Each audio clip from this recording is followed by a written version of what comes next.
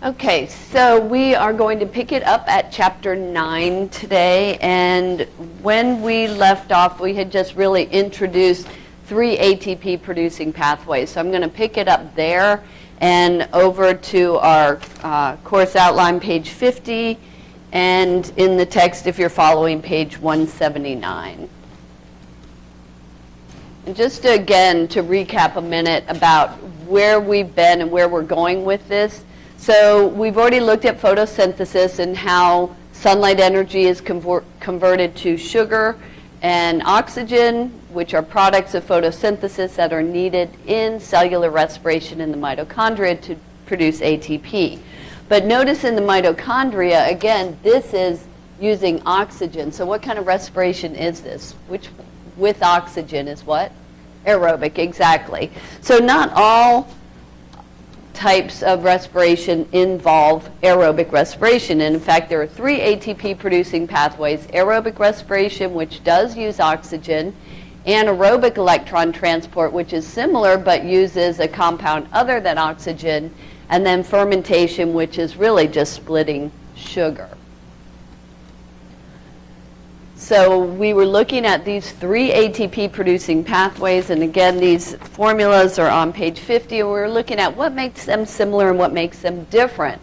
And so when we compared these 3 pathways, we saw that they all use glycolysis, right, to oxidize glucose and harvest chemical energy. In all 3 pathways, CO2 is released except for the lactic acid fermentation. So most of them release CO2. And the big difference is how much ATP is produced. So with aerobic respiration, it can be somewhere up to 38 ATP or so per glucose. In anaerobic electron transport, somewhere from 4 to 26. And in fermentation, remember, we're just splitting sugar, so you only get 2 ATP per glucose. So what makes them different really is that final hydrogen acceptor. So when I've defined each one of these, I have underlined and bolded what is that final hydrogen acceptor. What is it that comes in at the end of the electron transport system and takes those electrons and hydrogens out? And that's what determines really how much ATP is produced. So once again, which one of these pathways is the most efficient, produces the most ATP?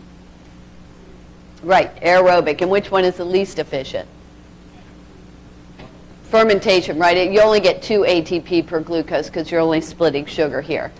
So what we want to do then is look at concept 9.5 and see on page 51 of the course outline, take a closer look at fermentation and anaerobic respiration, which enables cells to produce ATP without the use of oxygen. So if a cell has the option, and some organisms are what we call facultative, that is, they can use oxygen if it's present, and when it runs out, they can shift into a different mode. If they have the option and there's oxygen, they're going to obviously pick oxygen because that gives you the most bang for your buck, right? So you get the most ATP per glucose. But again, without oxygen, in some cases, the electron transport chain will still operate. We have anaerobic electron transport. Or if it ceases to operate, then we're just splitting sugar, which is what's happening in fermentation. So when you think of fermentation, we talked about this last time, a lot of times you think about the alcohol brewing industry, and no matter what the industry is, you have to start with some sort of carb, right? So if you're starting with grapes, you're probably making what? What kind of alcoholic beverage? Wine, right? We talked about all different kinds of carbs that you would start with. And then depending on what kind of fermentation we're talking about, and I showed you last time a clip that compared fermentation in plants versus animals, and the products then are different. So in plants, they have alcoholic fermentation. So if we take those grapes and put it in a fermentation vat, and make sure there's no oxygen because we don't want it shifting into an aerobic mode. So we keep it anoxic, that means no oxygen present. And we put in an organism that can ferment, like yeast. We add it, and then it'll start fermenting that carbohydrate, and it will produce alcohol in the form of ethanol. If it's an animal cell and it runs out of oxygen, it shifts into a different mode known as lactic acid fermentation. That's what our muscles do. Our muscles have the most mitochondria of all cells. They're doing the most work, but they also run out of oxygen faster. And so they can shift into this lactic acid fermentation mode and continue to produce a little bit of ATP for a short while. But eventually you have to stop and rest and breathe so you can resupply that oxygen to your muscles so they continue to work. Here's an overview of how those work.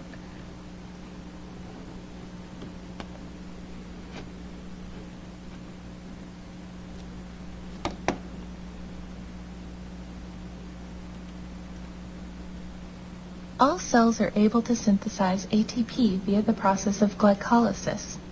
In many cells, if oxygen is not present, pyruvate is metabolized in a process called fermentation.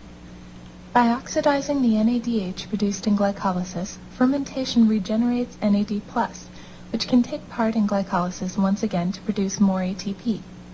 The net energy gain in fermentation is 2 ATP molecules per molecule of glucose. Fermentation complements glycolysis and makes it possible for ATP to be continually produced in the absence of oxygen.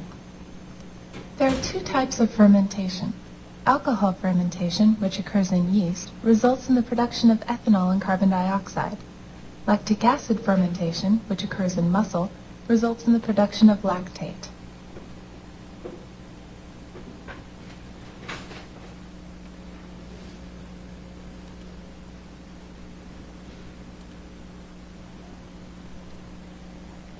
Okay, so first taking a look at how alcoholic fermentation works.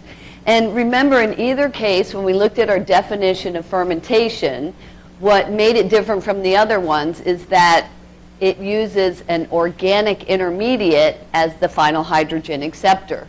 So as with all types of respiration, we start with glucose.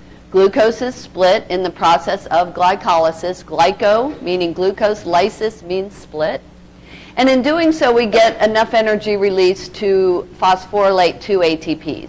So we have 2 ATPs coming out directly. But notice that these electron acceptor molecules are coming in, picking up the electrons and hydrogens, but they don't have anywhere to go. So they have to offload them on some organic intermediate, and that will then convert into this acetaldehyde, which picks up those hydrogens into ethanol. And so this is how we end up getting ethanol as a product of this kind of fermentation.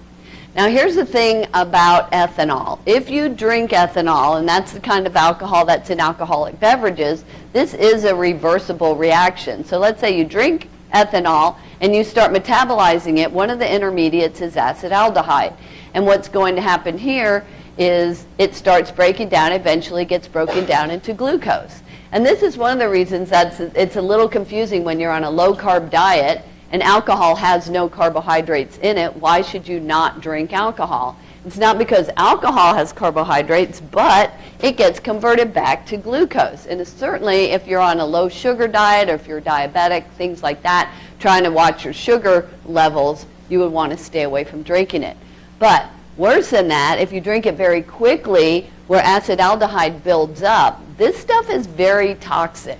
And it's, we now know a lot more about acetaldehyde than we used to, but for a long time, the theory was that generally, depending on your metabolic rate and your size and age, all kinds of factors, but in general, if you drink, say, 1 drink an hour, you can metabolize that acetaldehyde to sugar and break it down. But if you drink too fast, say you're binging, you can end up with acetaldehyde accumulation, and this is one theory of what causes a hangover. And so I always tell students, next time you're sick with a hangover, if you're calling in sick, instead of telling them you have a hangover, say you have acetaldehyde poisoning, and everyone's going to feel terrible for you. But here's a few things about acetaldehyde. We do know acetaldehyde is all around us. It's in a lot of the foods we eat, but alcohol has a higher content, especially if, as I said, you binge and it accumulates. But here's a clip on that.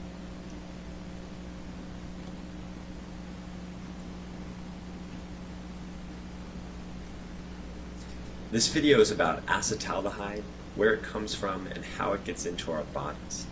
So acetaldehyde is a reactive compound that can damage DNA and proteins inside our bodies.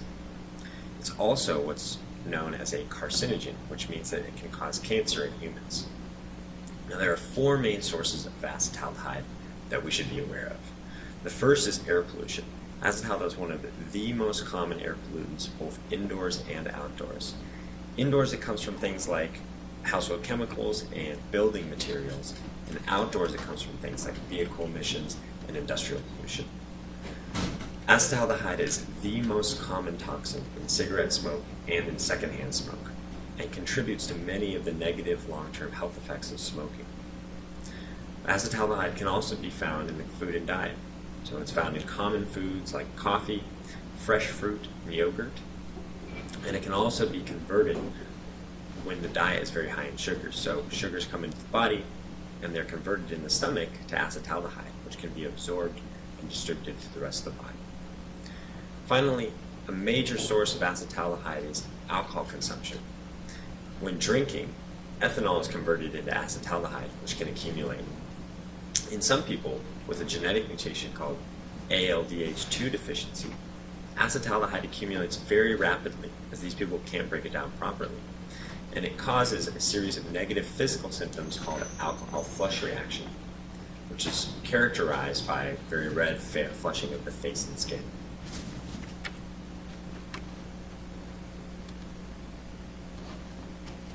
So what can you do to avoid acetaldehyde? Unfortunately, like I said, it's in some of our foods, it's in the air we breathe, and a lot of the toxins that we're exposed to. But if you can limit it, of course, by being aware of some of the foods that you take in that have acetaldehyde in them. Now, with lactic acid fermentation, it's a little bit different. This is what happens in our muscles, and we still have an organic intermediate that picks up those hydrogens, but instead, the products formed here are going to be lactate or lactic acid. So this happens in our muscle cells that are filled with mitochondria, because that's where the muscles are doing most of the work. And it's a protective mechanism to really make you stop and breathe.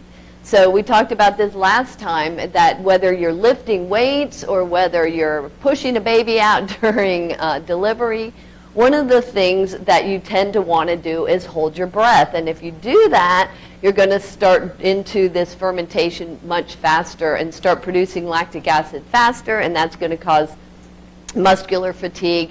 And certainly if you're lifting weights, you're going to end up dropping those weights. You're going to have to at some point stop and breathe, and that's going to clear out that lactic acid.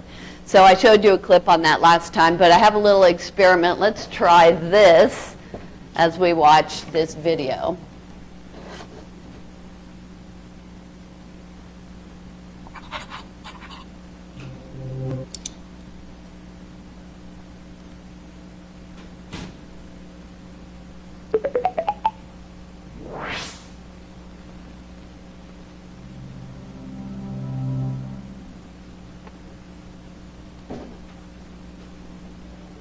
Ever wondered why you feel all stiff the day after doing lots of exercise? Well, this video will explain why, but first let's try a little experiment. Put your left hand as high above your head as you can. Let's do it, everybody. Your fingers towards the sky as far as you can. Let's see if you can do this. Fist as tight as you can. Clench your fist. Now, I want you to keep doing that throughout the whole of the video if you can. Stretch and clench, stretch and clench. Keep going. In order for you to contract your muscles, they need the energy that is released in respiration. See if you can do it for the whole when you're video. doing heavy exercise for a long time, the muscles can't always get the oxygen they need to carry out aerobic respiration. In this case, the muscle cells can switch to carry out another type of respiration called anaerobic respiration. This is respiration without oxygen. You can do So why it. don't we just do this respiration all the time if we don't need oxygen? Then we don't need to bother breathing. Well, unfortunately, anaerobic Feel the burn? respiration firstly, it only produces a small amount of energy compared with aerobic respiration. Keep going, keep going. Called lactic acid. Feel that lactic acid How is burn. your arm feeling now? Yeah. It's Oh, not you're starting still to doing ache. it. The muscles in your forearm, which control the fingers, are now carrying out anaerobic respiration. After a while, the lactic acid will start to build up in the muscles, and it causes pain. You can stop now if you like, or maybe carry on to the end of the video. Who takes the When you challenge? stop exercising, you will need to break down this lactic acid. To do this, the lactic acid needs to travel in the blood to the liver. Here, it is broken down using oxygen into carbon dioxide and water. After vigorous exercise, you may find you are still breathing very heavily for a time afterwards. This is to get the oxygen into the blood needed to break down the lactic acid. We say, after doing anaerobic respiration, that you're in oxygen debt. Oh, we still got a few hanging in there. Good job. So to answer the question at the start of the video, why do you feel stiff after exercise? It's all to do with lactic acid. If you stop moving straight after exercise, then the blood does not return to the liver and the lactic acid stays in the muscles. This is what makes them stiff the next day. So it's very important to warm down after exercise with a gentle jog and stretching. Okay, you can really put your arm down. Now, don't you want to just shake it out? That gets rid of that lactic acid buildup too. Exactly. So now you know what that is all about. So that little bio boot camp complements of your biology class. You get your morning workout in. All right, so what we want to do, though, is focus specifically on aerobic respiration because that's what most cells do. And certainly that's our major type of cellular respiration.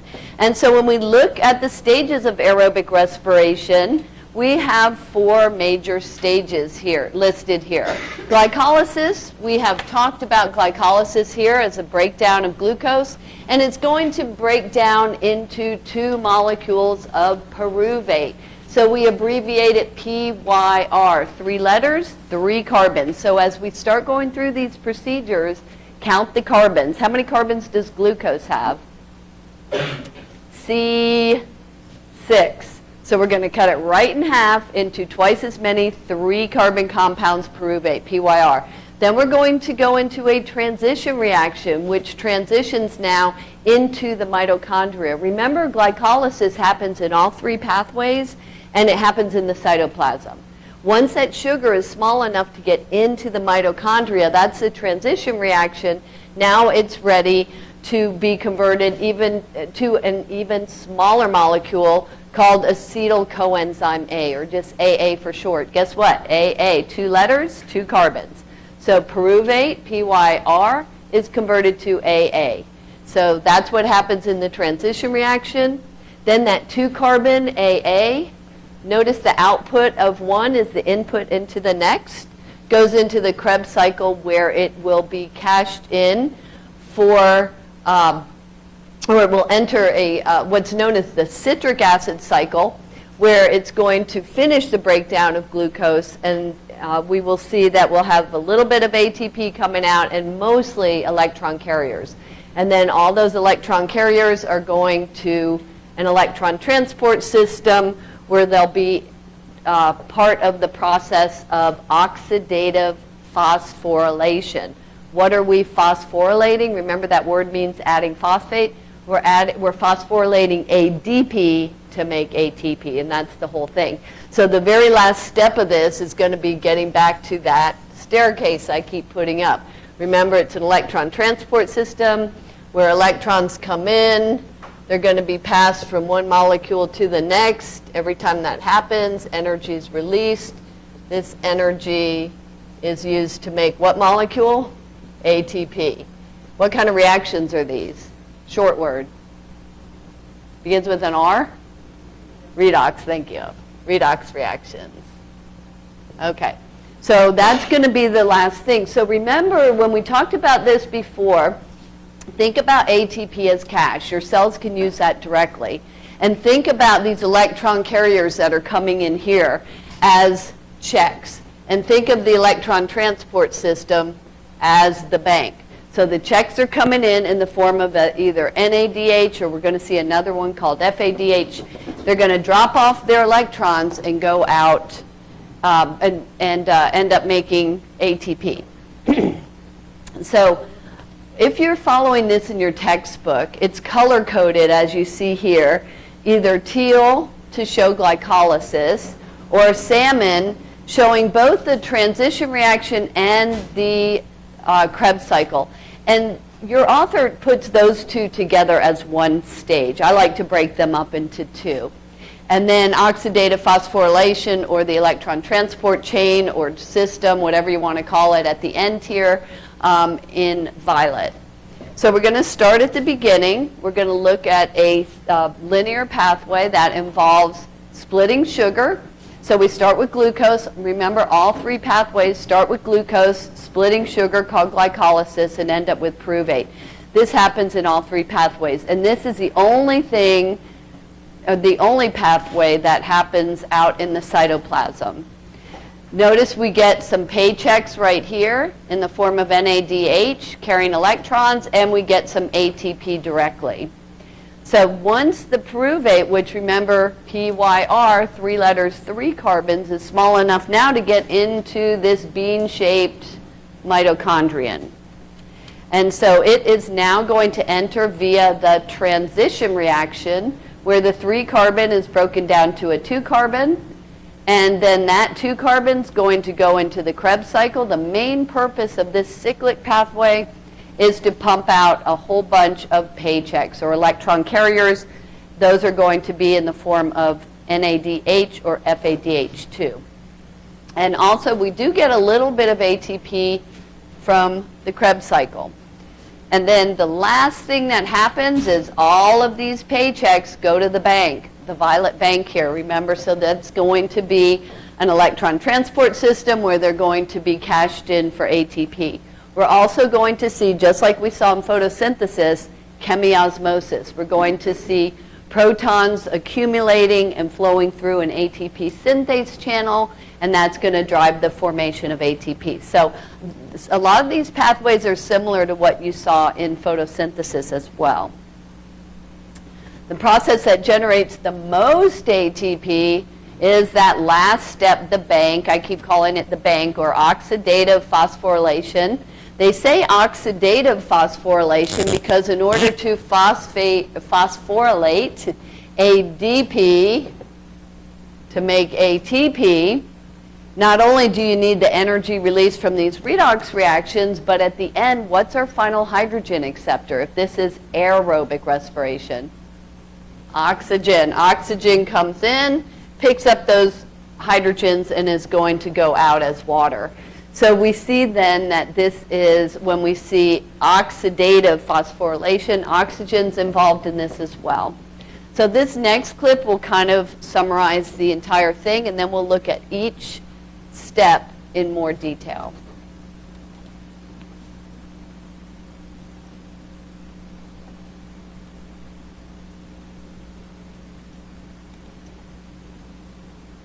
As this mountain biker heads up the trail, the breakfast he ate this morning is being burned to power his bike ride. His breathing rate increases as his leg muscles demand more oxygen to burn more fuel. Let's zoom down to where this fuel is burned, our cells. Here, the blood vessel on the left delivers fuel and oxygen to a single muscle cell. In cellular respiration, energy and fuel is converted to ATP, shown here as starbursts. Most ATP is made in the cell's mitochondria. ATP powers the work of the cell, such as contraction. Let's take a closer look at how ATP is produced from a molecule of glucose, our fuel. Only the carbon skeleton is shown to keep things simple. The first step is called glycolysis, and it takes place outside the mitochondria. To begin the process, some energy has to be invested. Next, the molecule is split in half. Now, the molecule NAD+, an electron carrier, picks up electrons and hydrogen atoms from the carbon molecule, becoming NADH. Keep track of the electron carriers. They play an important role by transporting electrons to reactions in the mitochondria. In the final steps of glycolysis, some ATP is produced, but not much. For every glucose molecule, only 2 net ATPs are produced outside the mitochondrion. However, glycolysis has produced pyruvic acid, which still has a lot of energy available. Let's follow this pyruvic acid molecule into a mitochondrion to see where most of the energy is extracted. As the molecule enters the mitochondrion, 1 carbon is removed, forming carbon dioxide as a byproduct. Electrons are stripped, forming NADH. Coenzyme A attaches to the 2-carbon fragment, forming acetyl-CoA. Coenzyme A is removed, and the remaining 2-carbon skeleton is attached to an existing 4-carbon molecule that serves as the starting point for the citric acid cycle. The new 6-carbon chain is partially broken down, releasing carbon dioxide. Several electrons are captured by electron carriers, and more carbon dioxide is released. The carbon dioxide that you exhale comes from the reactions of cellular respiration. 2 ATPs are produced by the citric acid cycle for each molecule of glucose. At this point, only a small number of ATPs have been produced. However, more energy is available in the electrons that are being transported by electron carriers. While the citric acid cycle starts another round, let's follow an electron carrier to the next step in the process. Electron carriers such as NADH deliver their electrons to an electron transport chain embedded in the inner membrane of the mitochondrion. The chain consists of a series of electron carriers, most of which are proteins that exist in large complexes. Electrons are transferred from one electron carrier to the next in the electron transport chain. Let's take a closer look at the path electrons take through the chain. As electrons move along each step of the chain, they give up a bit of energy. The oxygen you breathe pulls electrons from the transport chain, and water is formed as a byproduct. The energy released by electrons is used to pump hydrogen ions, the blue balls, across the inner membrane of the mitochondrion, creating an area of high hydrogen ion concentration. Hydrogen ions flow back across the membrane through a turbine. Much like water through a dam, the flow of hydrogen ions spins the turbine, which activates the production of ATP. These spinning turbines in your cells produce most of the ATP that is generated from the food you eat.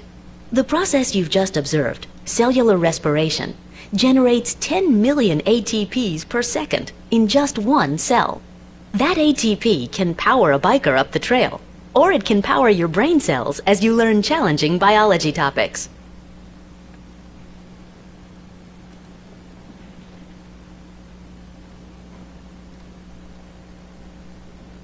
So yeah, speaking of challenging biology topics, if I didn't mention this before, this subject will come up again and again. If you're going to take anatomy and physiology, if you take microbiology, this comes up again and again. So what it would really do you well to understand at this point, the major inputs and outputs of these 4 pathways. And that's all I'm asking at this level. But when you go on to anatomy and physiology or micro, you're going to have to add the intermediates, the enzymes, all kinds of additional stuff. So if right now, if you can just get the inputs and outputs of these 4 pathways, you're going to be ahead of the game when you go on in these other courses.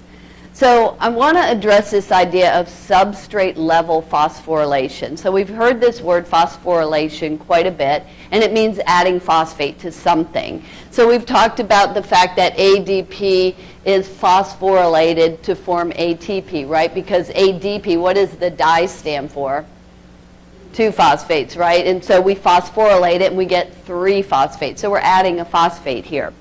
But in some cases, we have substrates that donate the phosphate, or in other cases, it's just free inorganic phosphate from our diet that gets added.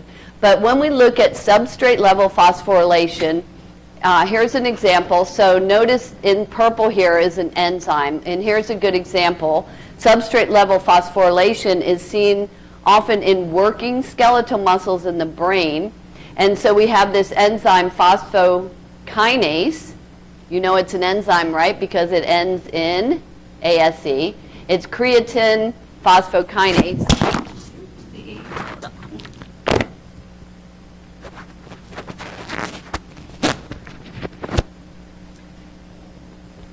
Sorry about that. And then we have a substrate, phosphocreatine. And so here's the substrate in green. It's got phosphate attached to it. it then binds to the enzyme and it passes that phosphate to ADP, and off it goes as ATP and whatever the product is. And the reason I like to use this one as an example of substrate level phosphorylation is because phosphocreatine is a nitrogenous organic acid that is stored as a readily available high energy phosphate supply, and that it then can phosphorylate ATP directly in our muscles. How many of you have heard of this stuff? Anybody ever take this if you're into bodybuilding? This is a supplement. It's creatine, and the idea is that it can give you explosive power and strength. It can help you to produce more ATP, so it supports ATP regeneration and increases muscle cell volume. So is that true? Well, the theory is that if you take creatine, you're giving your body or your muscles more phosphate available to rephosphorylate ATP. And that means you have more ATP, hence you have an explosive release of energy. The other thing about this stuff is it does cause your muscles to get larger because of water gain, actually. So I did some research on this because I get asked a lot about this, because this has been around for a while and it's pretty well researched. And what I've found is that supplementation with creatine has regularly shown to increase strength, fat-free mass, and muscle morphology. In other words, it gives you bigger muscles, but mainly that's because it stores more water with concurrent heavy resistance training more than resistance training alone. But one of the problems is the safety can't be guaranteed. I mean, this is a supplement, and like all supplements, it's not FDA regulated, and there's not a lot of studies done on long periods of use. So what they usually recommend is a 12-week max. And there are some side effects, just like most supplements, and one of them is because your muscles are gaining water and getting bigger, your whole body might get bloated. And then the other idea with most supplements, that is water-soluble supplements anyway, is that if you take too much of it, it can overtax your excretory system and strain your kidneys. So there's all of those kinds of things. But yes, does it work? It does seem like it has been shown to increase strength, fat-free mass, and muscle morphology. And that's the idea behind it. It's trying to increase your ATP. Anybody have questions about that?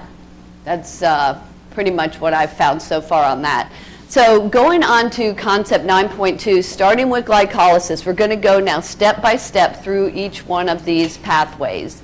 Glycolysis, remember that word means splitting sugar, and this is the only one that happens in the cytoplasm. And notice it has two phases, the energy investment phase and the energy payoff phase. It's like the old adage, you have to spend money to make money. In this case, you have to spend energy to make energy, but the payoff is greater, so it's worth the investment. Notice glycolysis occurs whether or not oxygen is present, so it doesn't matter which pathway is involved, all three pathways will split sugar. And again, here is an overview of that.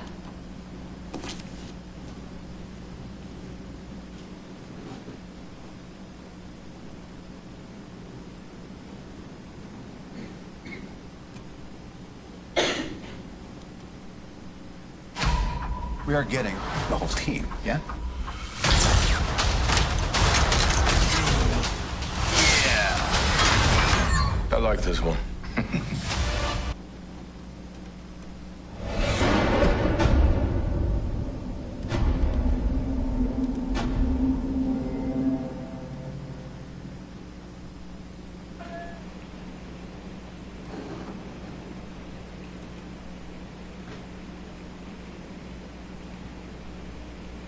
Glycolysis can occur without the presence of oxygen and takes place in the cytosol, or the fluid found in the cytoplasm of cells.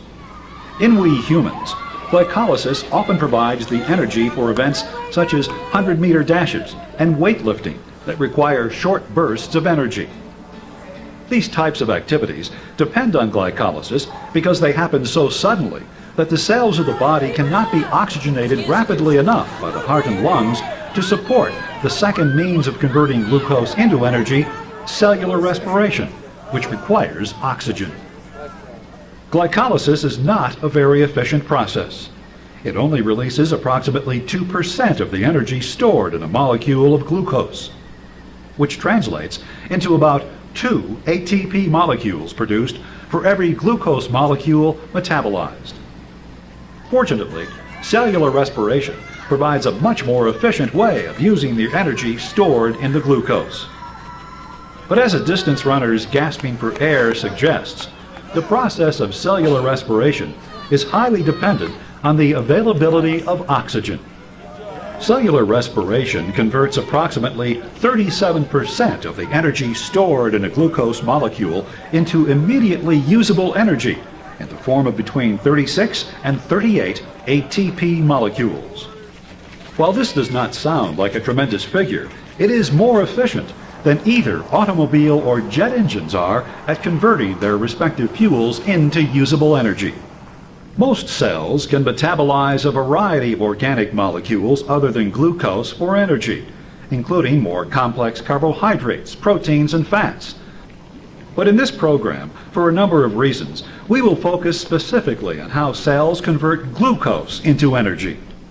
First, the cells of most multicellular organisms at some time or another burn or metabolize glucose and convert it into energy. And many types of cells, such as the nerve cells of the human brain, burn glucose nearly exclusively.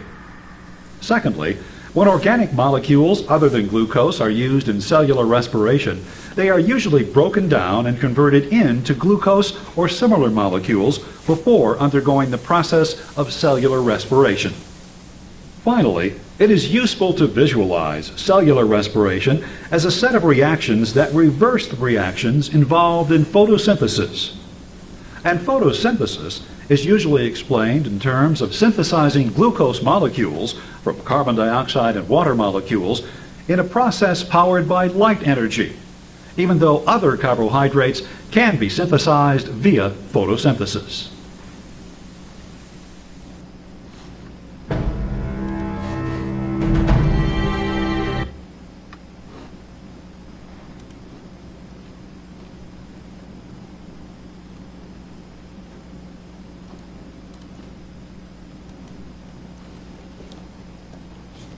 Okay, so we are going to start first to looking at glycolysis, an overview here. And just like when we were looking at photosynthesis, the important thing to note are what's happening with the carbons. And the carbons are shown there as little balls. So I always say, follow the bouncing ball. We start with glucose, which has how many carbons? 6, right? So count them. 1, 2, 3, 4, 5, 6. The first thing that happens, remember that we are going to have both an energy using and energy producing phase. So we start by something called priming the reaction. Priming usually means preparing. And so in this case, we're priming the reaction by investing 2 ATP. Each one is going to donate a phosphate to sugar. And when it does that, the sugar becomes a diphosphate, 2 phosphates, one on either end. This does 2 things. It makes it very unstable because it's highly energetic, and it makes it symmetrical. There's a phosphate on either end, so it splits right down the middle. And that's exactly what we want to happen in glycolysis, right? Sugar to split. So in the next step, this is the cleavage reaction. Then we have the 6-carbon compound that splits into twice as many, or the 6-carbon compound that is, that splits into twice as many 3-carbon compounds, and this is just a 3-carbon sugar phosphate. It still has a phosphate attached. And then in the third stage here, the energy harvesting reaction, this is where we finally make money. So we invested energy to make energy. And in these pathways, what happens here is that enough electrons are released to make 2 paychecks, NADH here, 2 of those per glucose, and 4 ATP per glucose. So how many did we invest to begin with? How many ATPs did we invest? 2. And how many did we gain at the end? 4. So we have a net what? Gain or loss of energy? Net gain of how many? 2. There you go. So that's the point. Notice the outputs are a 3-carbon molecule called pyruvate. We go ahead and abbreviate pyruvate, PYR. 3 letters, 3 carbons. So again, focus on what's going in and what's coming out. What's going in is 6-carbon glucose. What's coming out are 2 3-carbon pyruvates.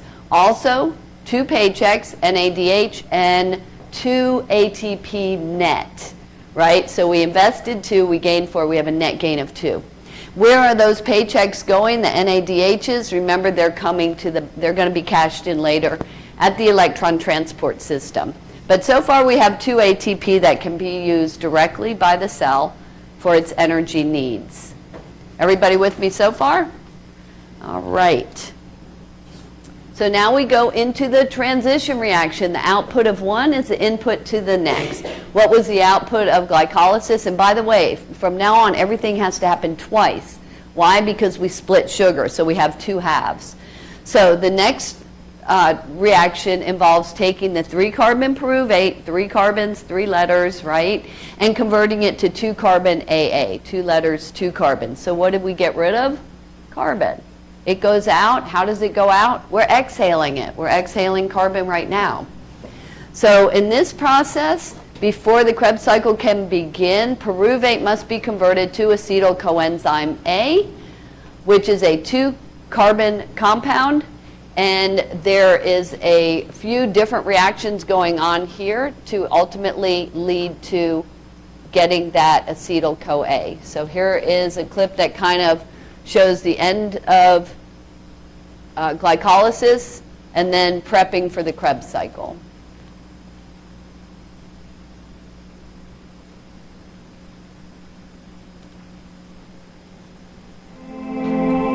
When cyanobacteria began liberating oxygen into the atmosphere around 2 billion years ago, they drastically changed the evolutionary course of all life to follow. Oxygen's powerful attraction for electrons made it possible to break down the end product of glycolysis, pyruvic acid, to carbon dioxide and water. In eukaryotic cells, pyruvic acid enters the mitochondrion, where in the matrix it reacts with coenzyme A to form an important intermediate, acetyl coenzyme A. Acetyl-CoA feeds a 2-carbon group into a series of reactions called the Krebs cycle, in which the carbon backbones are broken down, producing more energy carrier molecules.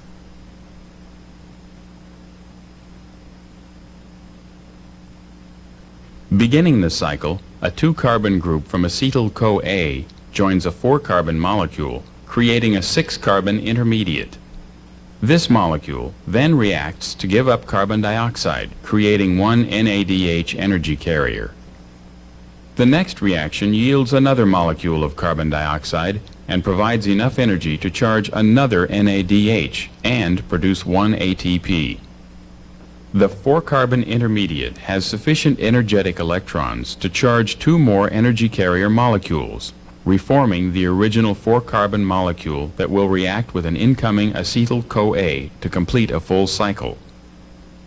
So each acetyl-CoA entering the Krebs cycle produces enough energetic electrons to charge several energy carriers.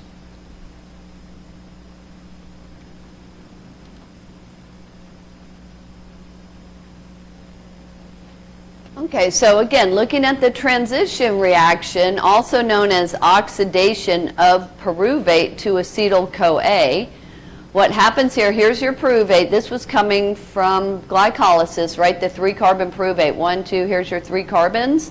We're going to get rid of a carbon in the form of CO2, and now we have 2-carbon AA, shown here in the red.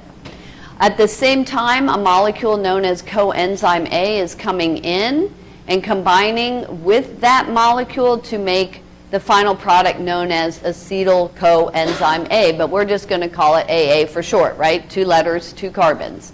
Notice that we don't get any ATP directly in this reaction, but we do get some paychecks. We get NAD coming in, picking up hydrogens and electrons and going out as NADH.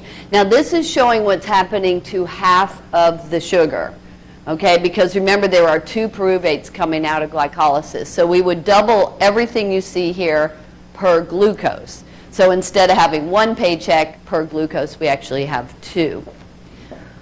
And that's pretty much it for the transition reaction. Why did we call it that? Because it's transitioning into the mitochondria. So now we're inside the mitochondrion, and we're ready to go into the third stage, the Krebs cycle, also called the citric acid cycle, because one of the first products formed is a compound called citric acid. So once we get into this, we're going to see another cyclic pathway, and the major point of the Krebs cycle is to pump out a bunch of paychecks. We do get a little bit of ATP directly, but notice that we get 3 NADHs and 1 FADH per turn, but this is, remember, happening to half a sugar at a time, so it actually has to turn twice. So we're really going to end up per glucose in the Krebs cycle getting 2 ATP, 6 NADHs, and 2 FADHs per glucose. So when we look at that, again, we're just following these carbons. Since this is a cyclic pathway, we have some intermediates that are always present, shown here. We have this 4-carbon compound, which is going to pick up the 2 carbons from AA and make a 6-carbon compound. That happens to be citric acid, which is why this is often called the citric acid cycle as well. The next step involves throwing some carbon out, and when that happens, we go from a 6-carbon to a 5-carbon. But the reason that's important is every time carbon is stripped off, we also release hydrogens and electrons that are picked up by our electron carrier molecules, or the paychecks. So notice that we're getting NADH and FADH along the way. So here we were a 6-carbon, we throw a carbon out. We're down to a 5-carbon, we throw a carbon out. Every time we get to a 4-carbon, what do we have to add here to keep it turning? What keeps this turning? What's our major input here? The 2-carbon AA, right. So right here you would have to put in 2 more carbons. So what's happening here is you've got the 4-carbon intermediate, add 2, that brings it up to a 6, throw 1 out, it's down to a 5, throw 1 out, it's down to a 4. Every time you get to a 4, you add 2, bump it up, so it goes 6, 5, 4, 6, 5, 4, it just keeps going around. As long as you keep supplying the 2 AA. What's the point? We get the maximum number of paychecks. We're going to get 1, 2, 3 NADHs and 1 FADH per turn, but remember it has to turn twice because this is just half the sugar. Also 1 ATP. So overall, per glucose, we get 6 NADHs, 2 FADHs, and 2 ATP per glucose. You guys with me? Yes. So is ATP a product of step 2? Yes. Yes. Good question. All right, everybody still with me? All right, so where are all, this is another way to look at this same thing. So here's that transition reaction. Remember the pyruvate, the 3-carbon coming from glycolysis. We throw a carbon out, that brings it down to a 2-carbon AA. We also get a paycheck directly here, actually 2 per glucose, but we don't get any ATP in the transition reaction. That's the only reaction that doesn't produce any ATP. Then the 2-carbon AA goes into the Krebs cycle where it's bumped up to a 6, then 5, then 4, and then more, add more, 6, 5, 4. It keeps going around. And the point is that we end up with 3 times 2 or 6 NADHs, 1 times 2 or 2 FADHs, and 2 ATP per glucose. And where are all those paychecks going, right? So then we're going to our last stage here, which is the bank. This is the electron transport system. This is where we're going to see phosphorylation of ADP to make the bulk of ATP. So the electron transport chain is in the inner membrane of the mitochondria. And I don't know if you remember that. We studied the parts of the mitochondria a while ago, and we called that the cristae.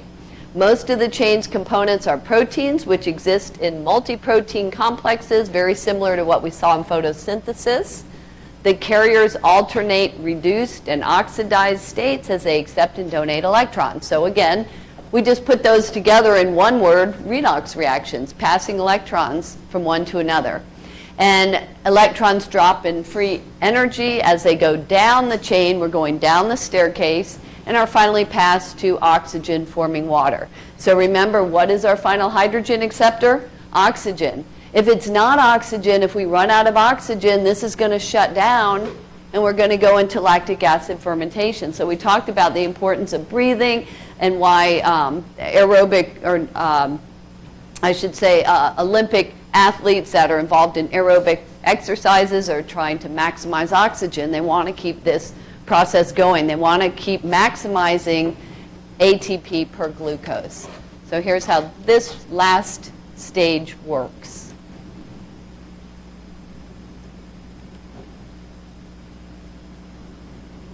The last stage of aerobic respiration is the electron transport chain. The electron carriers are embedded in sequence along the inner mitochondrial membrane. This membrane is folded, providing space for many sets of these carriers. NADH and FADH2 carry high-energy electrons from the previous stages of respiration to the electron transport chain. The electrons are passed from carrier to carrier and gradually lose energy. Some of this energy is used to synthesize ATP. The rest is lost as heat. Oxygen is the final electron acceptor, combining with electrons and protons to produce water. How does the electron transport chain produce ATP? The carrier molecules use the energy from the electrons to actively transport protons from the matrix to the intermembrane space. This creates a proton concentration gradient. Protons can diffuse back across the membrane, but only through channels created by the enzyme ATP synthase. This enzyme uses the energy of the diffusing protons to bind a phosphate group to ADP, producing ATP. Each NADH yields 3 ATPs. FADH2 yields 2. The electron transport chain greatly increases the yield of ATP from the breakdown of glucose. Only 4 ATPs result from glycolysis and the Krebs cycle. Electron transport yields 32 more.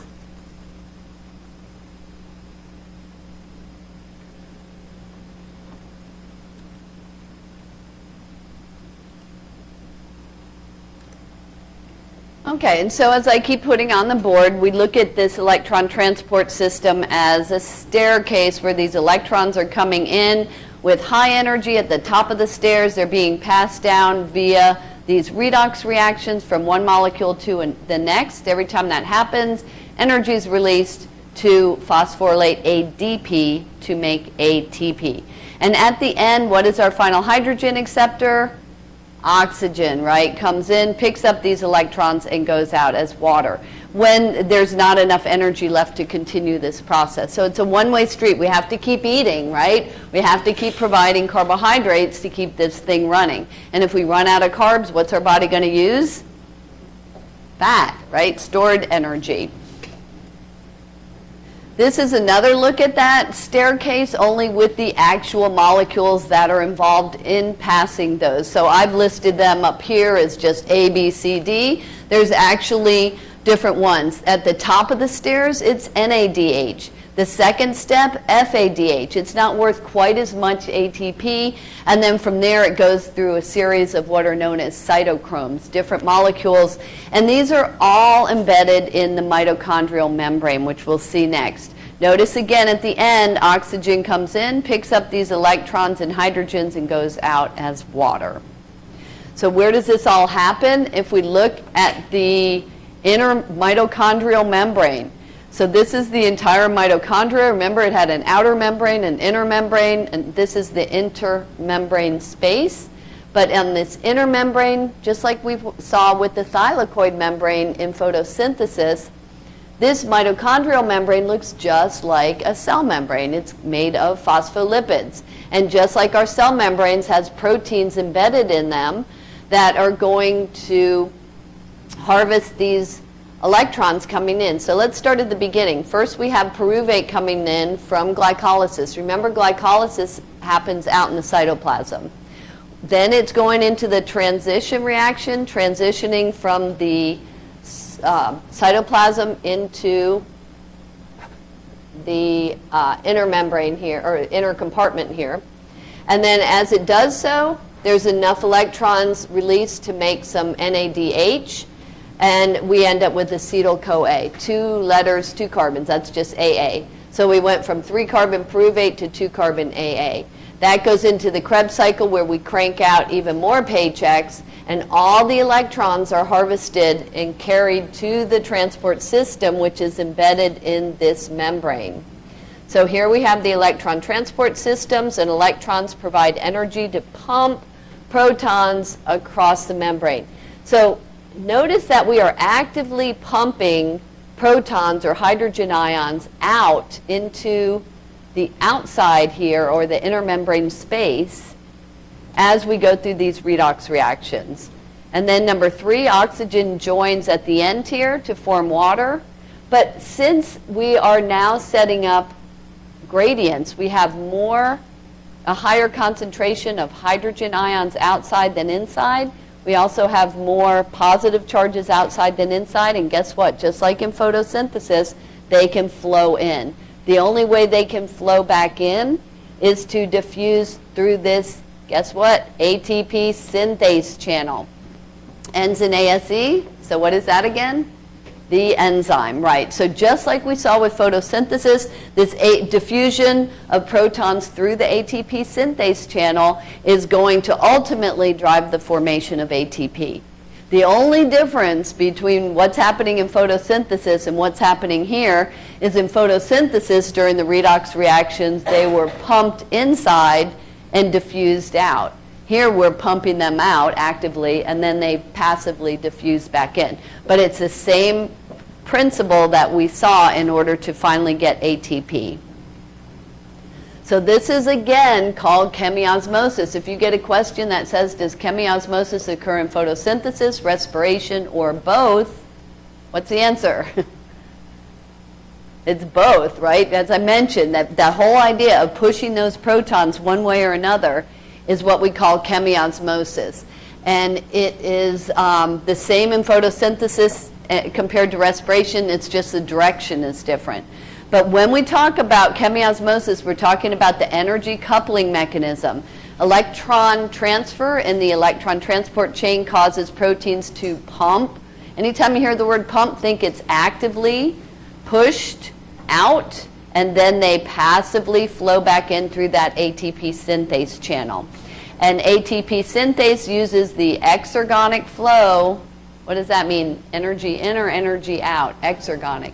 Energy out, it's releasing energy to phosphorylate ADP to make ATP.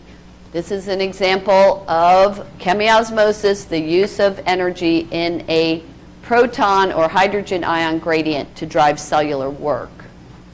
Another way to look at this, so this whole process is called oxidative phosphorylation because we're using oxygen to phosphorylate ADP to make ATP. But it's broken down into 2 parts here. The first part, the electron transport chain, is passing the electrons that are coming in either in the form of NADH at the top of the stairs or FADH2. Passing them along. As we do so, these protons are being forced out, actively pumped out, and then they passively flow back in, and that's where chemiosmosis comes in. That's how we end up forming ATP. So this process is called chemiosmosis because chemical ions, namely protons, move from an area of high concentration to an area of low concentration across a semi-permeable membrane. And this is similar to the movement of water molecules in osmosis, hence the name chemiosmosis. The energy stored in a proton gradient across a membrane couples the redox reactions of the electron transport chain to ATP, and the proton gradient then is referred to, new term here, as a proton motive force. And that is, you hear the word force, emphasizing its capacity to do work. So if you take a look even more closely at this ATP synthase channel, it's kind of like a molecular mill. So as these protons are moving across, it's making this thing turn, and that's going to cause enough energy to form the ATP as it turns. So remember, this is all based on proteins. Proteins operate by changing shape, and this clip kind of shows how that is done.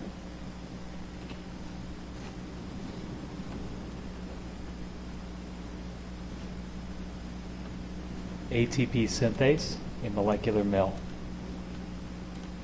Step 1. Hydrogen ions flowing down their gradient enter a channel in a stator, which is anchored in the membrane. Step 2. Hydrogen ions enter binding sites within a rotor, changing the shape of each subunit so that the rotor spins within the membrane. Step 3. Each hydrogen ion makes one complete turn before leaving the rotor and passing through a second channel in the stator into the mitochondrial matrix. Step 4. Spinning of the rotor causes an internal rod to spin as well. This rod extends like a stalk into the knob below it, which is held stationary by part of the stator. Step 5. Turning off the rod activates catalytic sites in the knob that produce ATP from ADP and phosphate.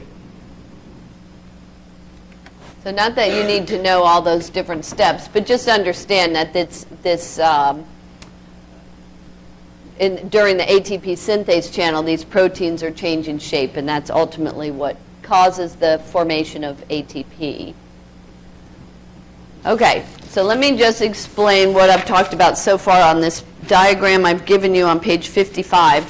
So remember, this is the best way to learn this, is start sketching it from memory as best you can. First, just start copying this, and then start writing each part as from memory, and that's really going to help you know what are the inputs and what are the outputs of each one of these reactions for the test. So the test is it's about half over photosynthesis and half on respiration. So if you can really sketch the two sketches I gave you, that's going to answer almost all the questions on the test. So people tend to do really well on this test if they can do these sketches from memory.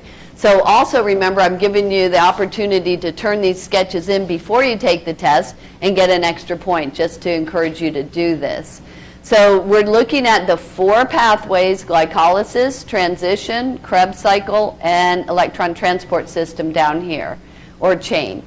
In glycolysis, remember, this is the only one that happens in the cytoplasm. And here the point is to convert a 6-carbon to a 3-carbon pyruvate. We get 2 ATP directly and 2 paychecks directly from glycolysis. That's the major thing you need to know. What's going in, what's coming out. So what's going in? 6-carbon glucose. What's coming out? 3-carbon pyruvate, 2 ATPs, and 2 NADHs. Done. Okay? That's glycolysis. Now, the output of glycolysis, which is the 2 pyruvate, are the inputs into the transition reaction. So the 2 pyruvate, PYR, which is 3-carbon, loses a carbon in the form of CO2, and now it's 2-carbon AA. So we just go from a 3 to a 2. That's what's happening in the transition reaction. Notice we also get 2 more paychecks. All these paychecks are going to the purple bank down here. So the 2-carbon AA is now the input into the Krebs cycle, where the 2 combines with a 4, bumps it up to a 6, CO2 goes out, we're down to a 5, CO2 goes out, we're down to a 4. Every time we get to a 4, what do we have to do to keep it turning? Add 2. So we get back up to a 6, 5, 4, 6, 5, 4. We just go round and round. As long as we keep adding AA, and we can keep adding AA as long as we still are adding glucose. All this keeps going on. Now, the point of the Krebs cycle is to produce the bulk of NADH and FADH2. We get 6 NADHs and 2 FADHs per glucose coming out of the Krebs cycle. We get CO2 coming out, and also 2 ATP directly. So far we've accounted for only 4 ATP per glucose. But sugar can be cashed in for up to 38 ATP. So where do the rest come from? The bank, right? So all these paychecks are now coming to the last step down here, the electron transport chain, where it's either coming in on the first step, NADH2, or the second step, goes through a series of cytochromes and at the end, oxygen is our final hydrogen acceptor, picks up hydrogen, goes out as water. And we end up with, depending on the cells, 26 to 32 ATP. Could be more, could be less, but that's kind of just a rough sort of idea.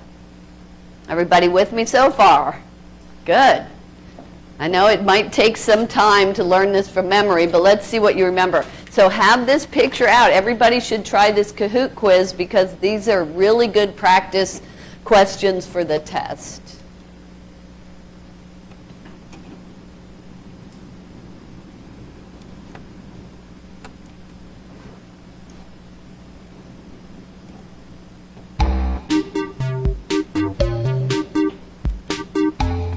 Okay, so our pin is 7304242.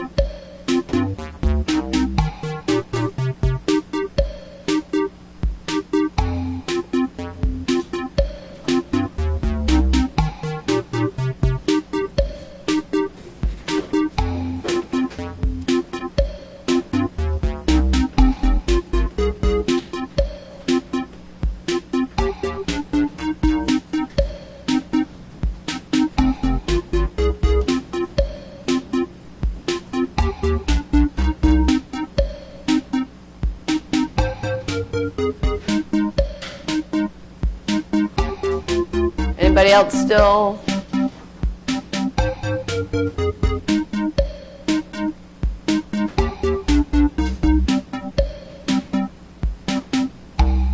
Uh-oh, did I lose somebody?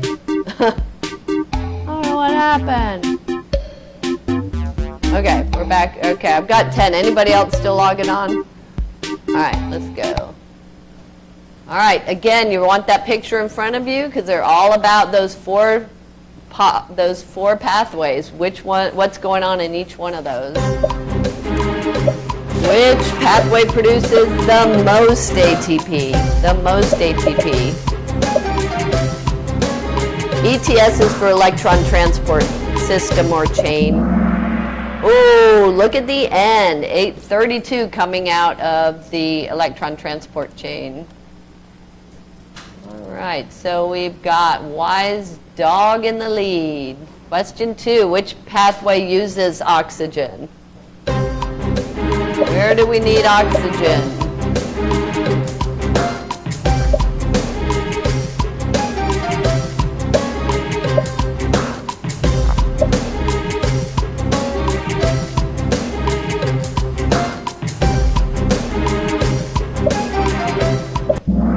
Uh-oh.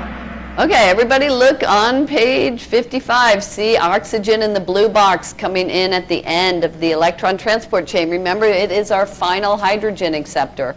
That's where oxygen at the very end.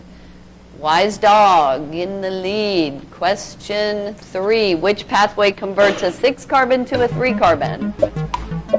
6 to a 3.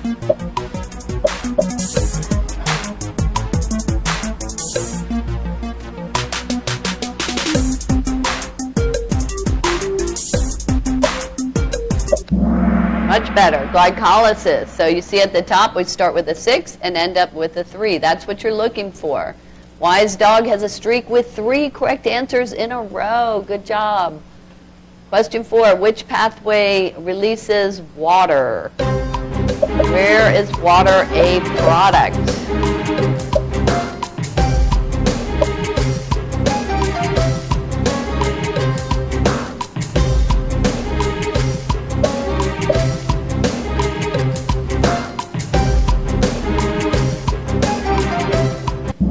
All right, much better. If you look at the last thing on the electron transport chain at the bottom, the blue box, oxygen comes in, water goes out as a product.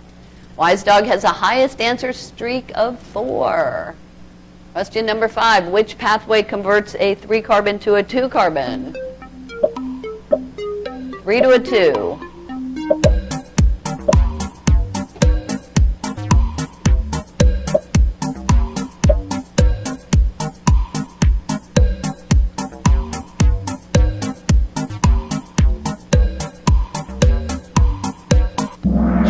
All right, much better. Transition, that's exactly the point, to convert 3 to a 2. You can see that in the middle on the diagram. And 4 players have reached answer streak 3. Good. Question 6, which pathway occurs the only one that occurs in the cytoplasm? Only 1 out of 4 happens in the cytoplasm.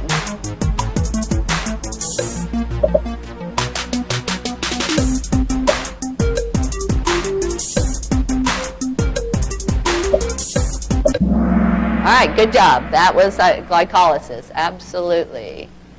Wise Dog has the highest answer streak of 6.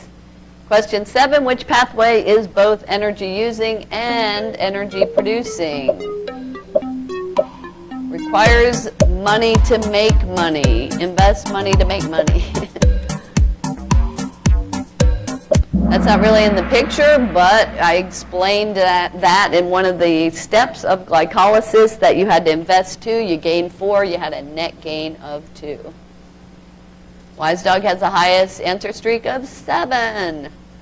Question 8, which pathway produces the most NADH? The most.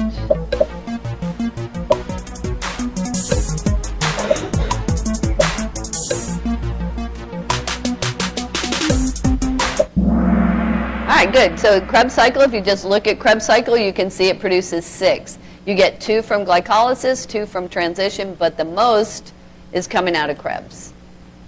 And let's see. It's like Power Gecko took over here.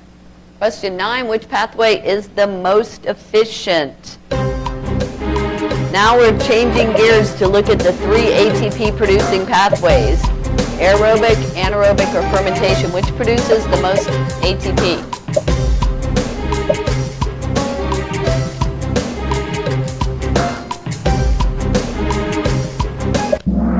Good job. Aerobic. Absolutely. All right. Wise Dog has a streak with 9 correct answers in a row. Last question. Fermentation uses what as a final hydrogen acceptor? This goes back to these definitions. Make sure you know the words that are underlined and bolded there. Those are the final hydrogen acceptors.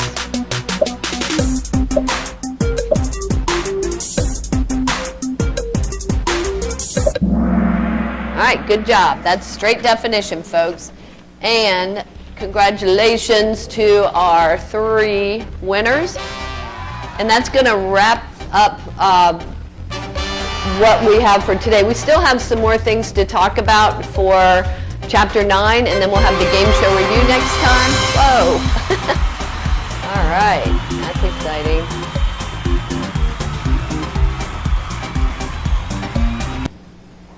So if there are no questions at this point, I'll let you guys go. Have a great weekend, and I will see you next time to finish this up and have the game show review.